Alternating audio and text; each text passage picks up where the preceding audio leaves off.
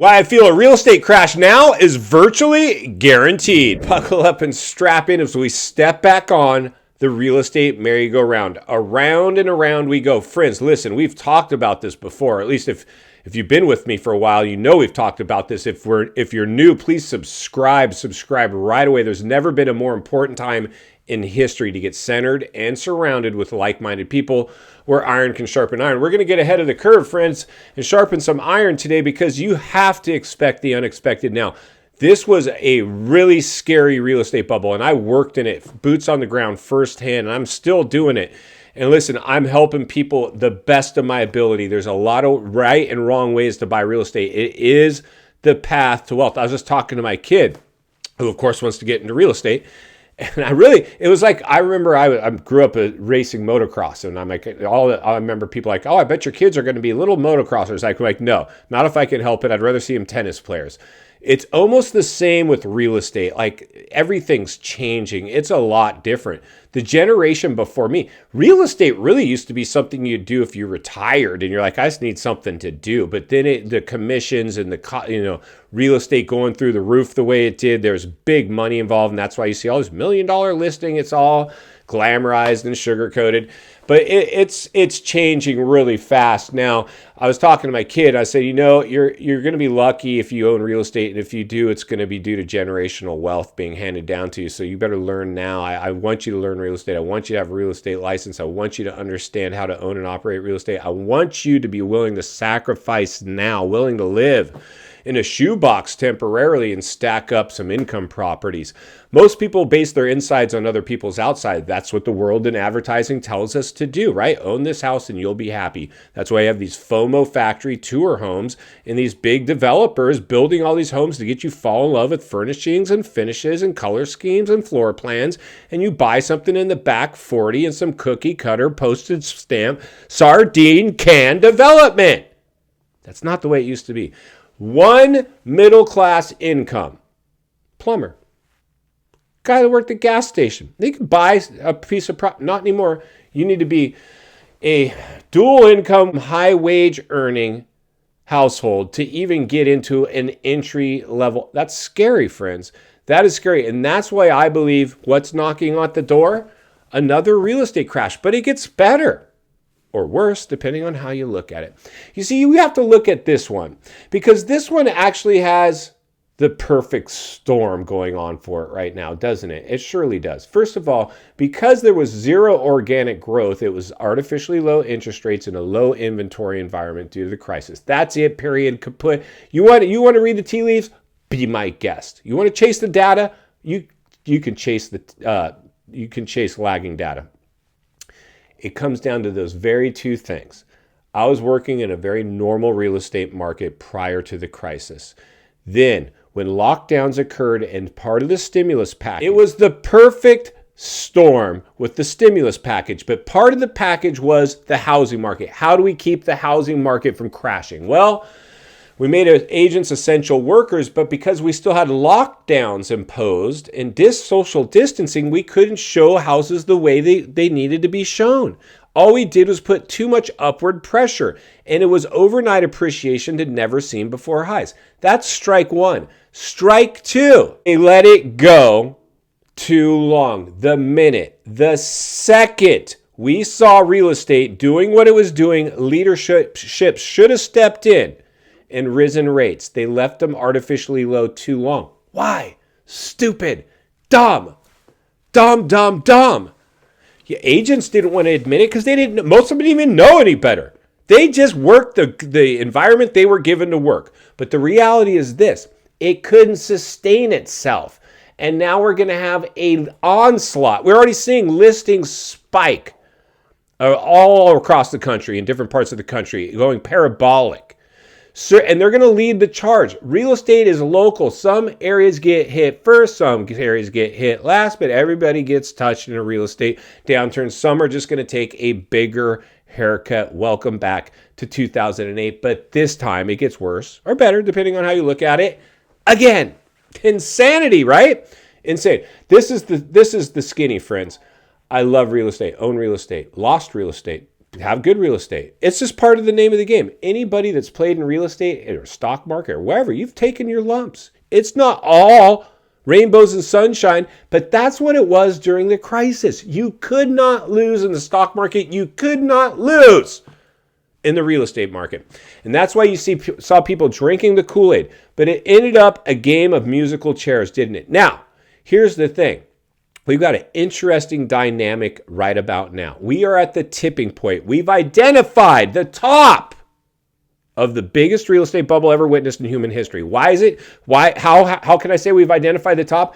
Because we see it now flatlining. If there's any appreciation, it's in select areas. It's a tick or two, no more of those run-ups like we saw when interest rates were dropped.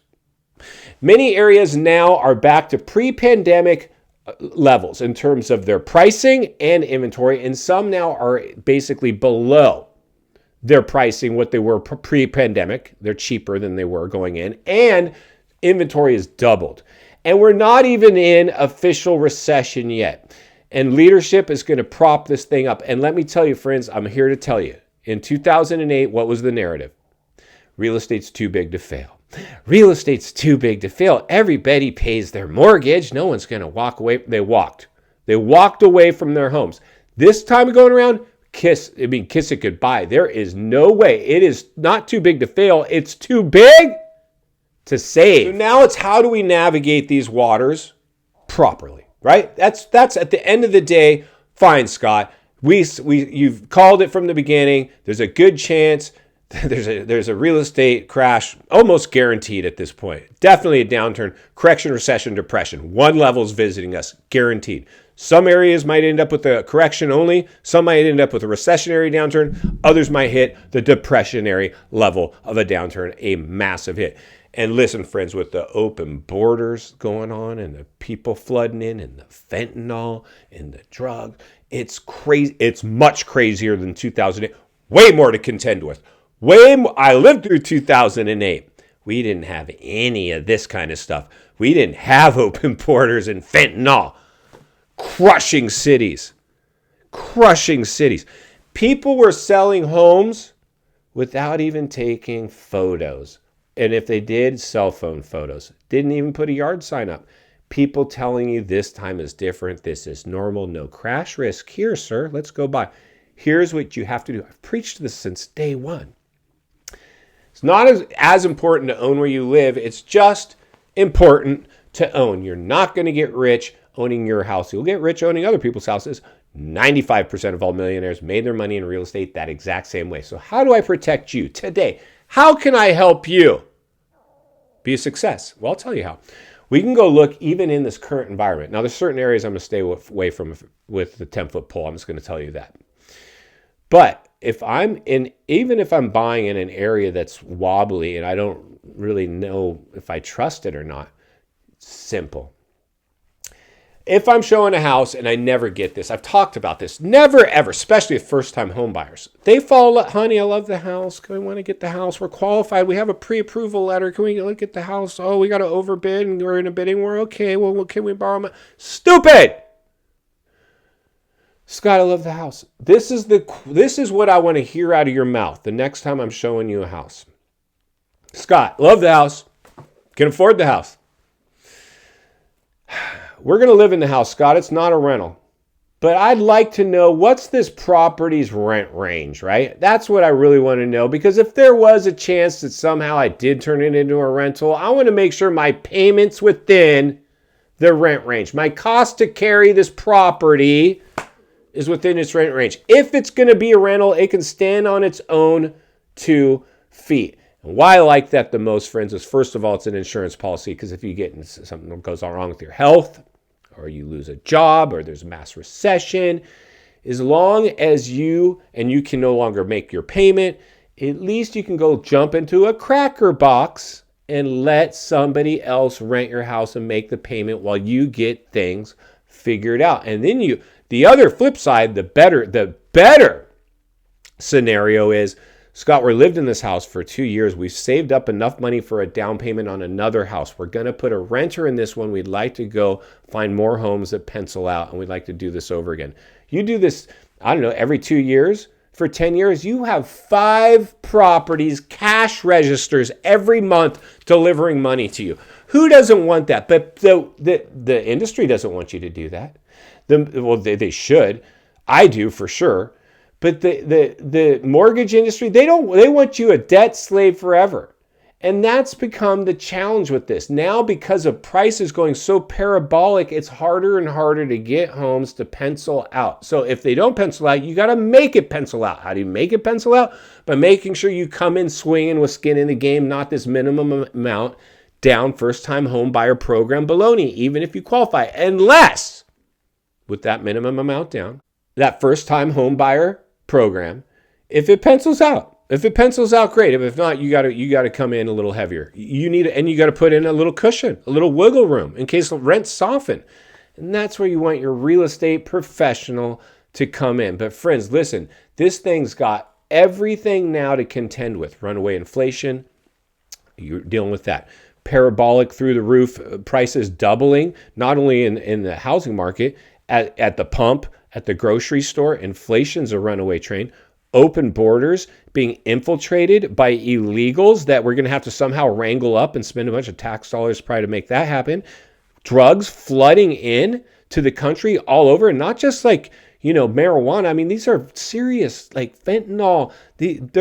People's minds are being crippled. It's getting dangerous. It's getting to the point now where it's scary. And I haven't even gotten started with the political strain, with the military component now that we have to deal with. Countries are wobbly, and when people get desperate, they get dangerous. In final thoughts, I come to you as a friend, as a content creator, as a real estate guy that wants to see you not only win in real estate, win in life. Understand the waters you're swimming in now. They're shark infested. America, welcome to the swimming pool. We've got a big issue going on, don't we? I think we've covered a little bit of it today, and we're just really getting started. My advice, and I never suggest anybody do anything that I'm not doing or willing to do myself, live as small as possible. Save your money for a rainy day.